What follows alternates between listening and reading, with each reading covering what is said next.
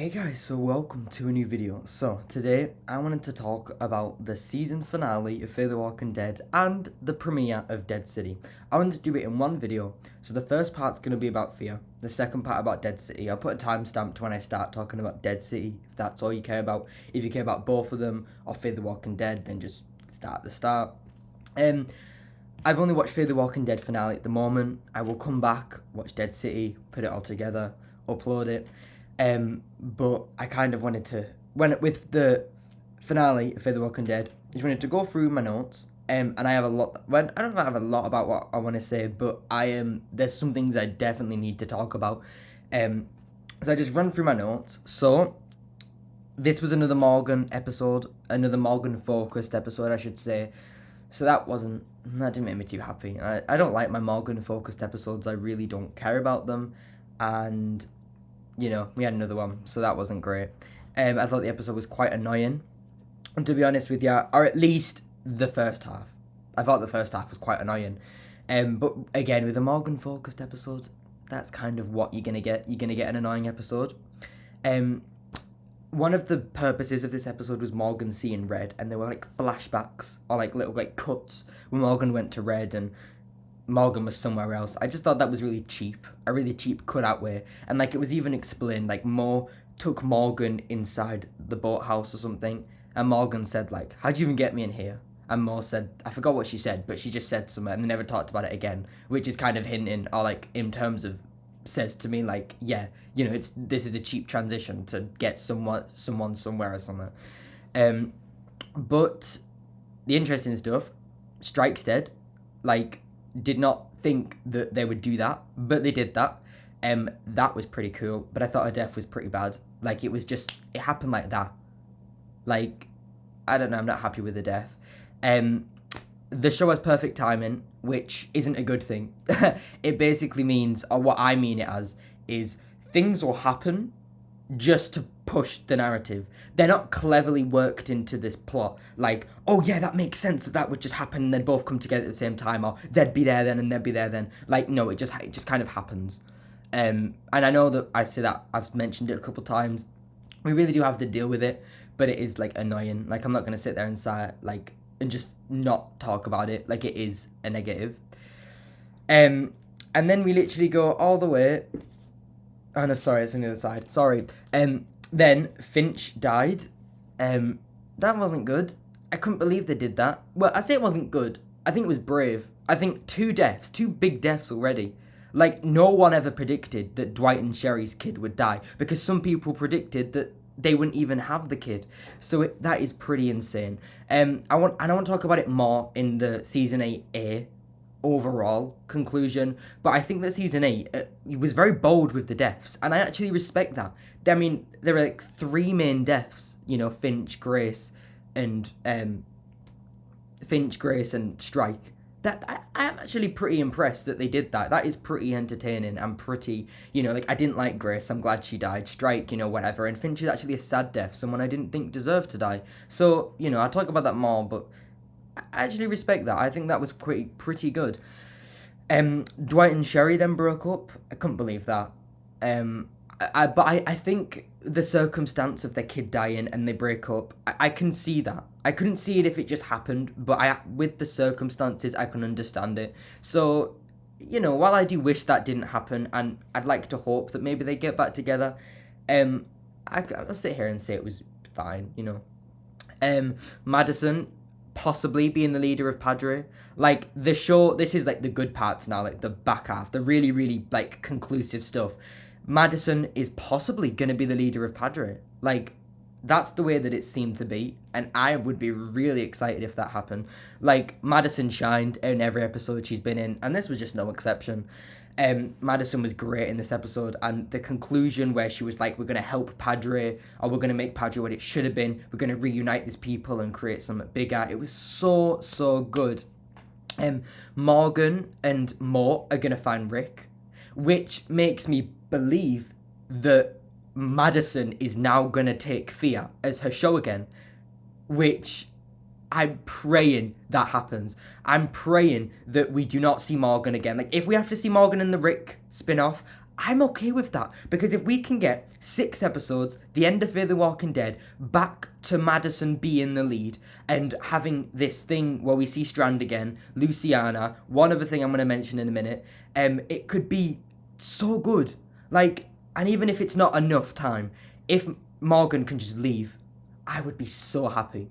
I would be so happy if we don't see Morgan again. And of course, I actually might enjoy seeing him in the Rick spin-off, so there you are. There was a little flashback with like people that had been lost, and Morgan kind of like touched the grave and like looked up, and it like, flashbacks and Nick, Alicia, Dwayne, Jenny, Grace. You know, it was nice. Madison got her jacket back as well. That was really exciting. I actually really smiled and got dead excited when Madison got her jacket back, and she even wore it. We even saw her wear it for a little bit. But the one big thing at the episode, the one little teaser that's putting me on the edge for season 8B, we saw someone, and there was a radio, and you could hear Madison talking, and they fine-tuned it. It looked like, based off the hands, because we didn't see their face, but based off the hands, it looked like it could have been Luciana. But that's just by the hands and, like, the skin and all that. I'm not, like, you could barely tell it was dark. But that's just what I thought it looked closest to. You could see a bit of the hair, and I think it was a girl. And it was, like, blonde, I think. And anyway, they fine-tuned the radio, and you could hear, and it was like, this is Madison Clark, you know, come to these coordinates. We want to help rebuild and fix what Padre had said. And then they go across the room or something. There's, like, a map and like a torch or something, and there's a pair of glasses that look, I want to say they look like Strand's glasses, but I don't know, they looked familiar, but there was just a pair of glasses. I think it looked like it was a girl though, so I don't think it was Strand. And then they went over to like a duffel bag, and they pulled out Alicia's arm, which in some way makes me happy, because I don't think it was Alicia. I really don't. Again, it was her arm. So that does not mean she's dead just because she wasn't wearing an arm. That could easily just be she just didn't want to have an arm on, or she actually made like a nice proper arm. I don't know, but it was clearly someone that Alicia maybe had come in contact with. Obviously, you know, this situation is probably something I need to talk about on its own, so I don't want to talk about it much more. But whether it is Alicia, it isn't. There's a lot to talk about, but that was really exciting. And one main point I take by that is that we could at least get some kind of conclusion. Like, maybe it is Alicia, and that is her arm. But the person, I should have mentioned, the person had two... Sorry, it's not Alicia, because the person had two hands, from what we could see. So unless it was a fake arm or something, which I don't think it was, it seemed like it was just Alicia's arm, not herself. But at least we might get the conclusion of what happened with Alicia. And I couldn't sit here, and I wouldn't be happy not knowing what happened. Like, maybe she's alive, and this was her old arm, and maybe someone just found it. Maybe there is no Alicia connection. Someone just found it. And, you know, like, I really don't know. I want to rewatch that again and again and again, make notes, talk about it separately, but that is really exciting. The first part of the episode I thought was really bad. I thought it was quite crap. Obviously, I would say my notes got better and better as they went on in terms of more exciting. But it started off, the episode, I was like, this is just annoying, it's just weird. But I think that means Padre's gone now. I think that's the end of Padre being the villain. Again, it's not distinguishable whether that person we saw at the end is going to be a villain. But point is, Padre seems like they're over now. And I don't know who the villain's going to be for the last 6 episodes of this whole show. Maybe there won't be one. I honestly don't know. But that was this episode. I want to talk about more of Season 8A as a whole. And as a separate situation, who that could have been and what could happen with Alicia. As 2 separate things. But for this episode, you know, I thought it was nice. I hope we never see Morgan again. Just for my sake, for my sanity, to actually maybe want to see him again if we don't see him for the last 6 episodes. Like I said, I think Season 8 has been alright so far. This episode was probably the first part one of the worst, or not good at all. The second part, probably one of the best. So it's an episode where the more you watch it, the better it gets. The more exciting it gets. The more kind of like, whoa, what's going on it gets. But this was Fear the Walking Dead season finale. So now we'll talk about Dead City when I watch it. But for you, that'd be like that. Alright, so Dead City, just finished it, and overall, I thought that season 1, episode 1 I thought it was really good. I think it was a really good show. I think it was really interesting. So what I'm going to do is just talk about what I thought about it. I think Dead City is very interesting because Dead City is the first direct Walking Dead spin-off. Like, me saying it's the first Walking Dead spin-off, people would say like, oh, well, obviously not. You know, there's Fear the Walking Dead, World Beyond's, Tales. And they are there. But Dead City is obviously the first spin-off that takes two characters from The Walking Dead and straight from the beginning puts them in the center. You know, Fear the Walking Dead had 3 seasons where it was like a sister show, it was its own thing. World Beyond, again, you know, Jadis was there, but that was season 2, I think. I haven't watched it yet. Dreading doing that. And then Tales is similar. You know, it has, like, as far as I'm aware, takes little concepts from The Walking Dead and just expands them out into, like, how they came to be. But again, Dead City's the first one to do it in this way. So it's a little bit weird to judge it because, you know, it's not like we've had the Daryl one or the Rick one to say, well, this is how it should be. But overall, I thought it was really good. So, the kind of premise is that Maggie's son, Herschel, is taken. You probably knew that if you even knew anything about this show building up to it. Herschel's taken and Negan is, say, the key because the villain of the show was part of Santry. And so Maggie believes that Negan will be able to help her because, well, you know, they were acquainted in the past. She knows what's going on. And I thought the show delved into some new things and kept things the same that I liked. I think that Negan and Maggie, I thought that they were great. I thought that they were the same people. They weren't just changed. They didn't become completely different or go off the rails. And I thought keeping them obviously consistent is the only right thing to do, and they did it, and it worked. I don't like Maggie. I didn't like her near the end seasons of The Walking Dead, but I thought that she was just the same. I actually liked her a bit more in this than I did in like the later seasons of The Walking Dead. So I thought that was nice. I thought Negan was great. I like how they let him swear a bit more. It really was like and shows who Negan really is. I just think they were both done consistent. The new characters, I think the villain looks great. Like, I really do believe that this villain is going to be a good villain. Like, some villains you don't care about, you don't want to know about them, but this villain seems interesting. He seems dark. He seems crazy. And they're the best villains. He reminds me of Teddy.